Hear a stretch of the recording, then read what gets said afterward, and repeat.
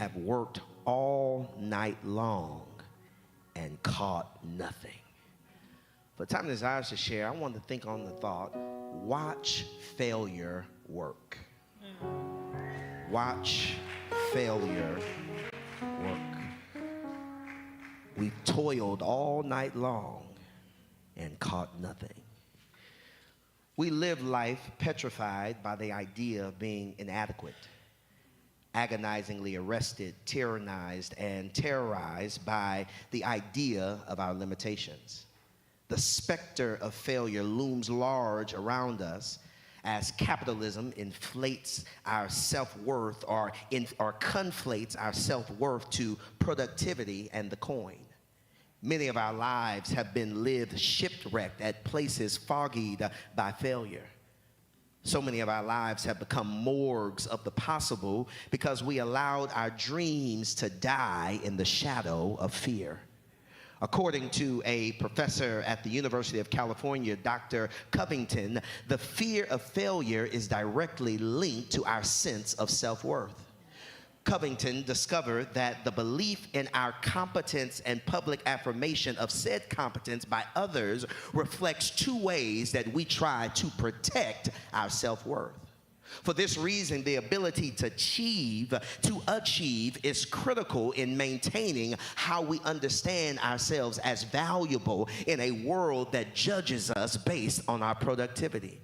We naturally equate worthiness with the capacity to perform, the capacity to produce, the capacity to have, the capacity to succeed, the capacity to achieve. But if we stake our self-worth on contingency categories like professional success and public appearances and social media popularity, we fail to value ourselves authentically. We have turned ourselves into what people want us to be, cheap projections of other people's reflections and opinions of us. That failure is really not about not achieving, but it's about how other people perceive our non-achievement.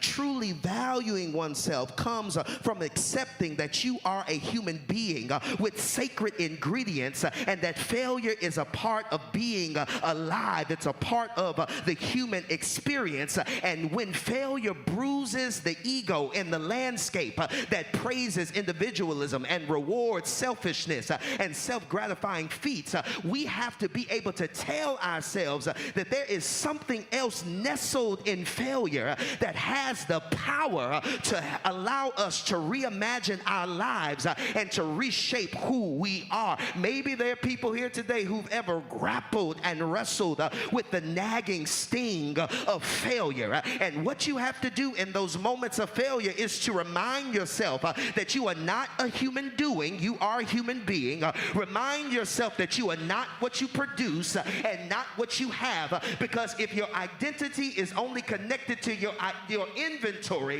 then you will always be one loss away from losing your mind, losing your sense of dignity, and losing your strength. You have to wake up every day and say, today may be a day where I fail, but I've learned that failure has its own capacity to birth something in me and birth something through me that success doesn't always afford me. Am I looking at some people this morning who've ever failed at anything? Now, if you've been successful at everything you put your hand to, if you've never had a moment where you've doubted your gifts and imposter syndrome did gnaw away at your spirit, then this word is not for you.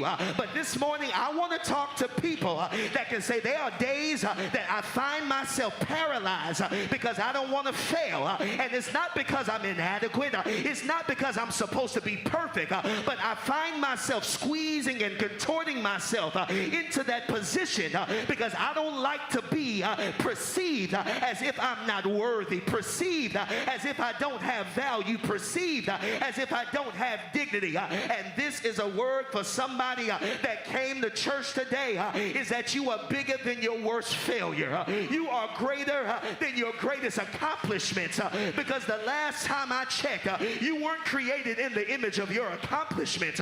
You were created in the image of an ever-living, ever-loving, ever-present, ever-creative God. Can I get some folk in here today that can say, I failed and I'm still worthy. I failed and I still have dignity. I failed and I still have joy. I failed and I'm still lovable. I failed and I still have grace. I failed and mornings by mornings, new mercies I see. Everything I've ever needed, God's hand has provided.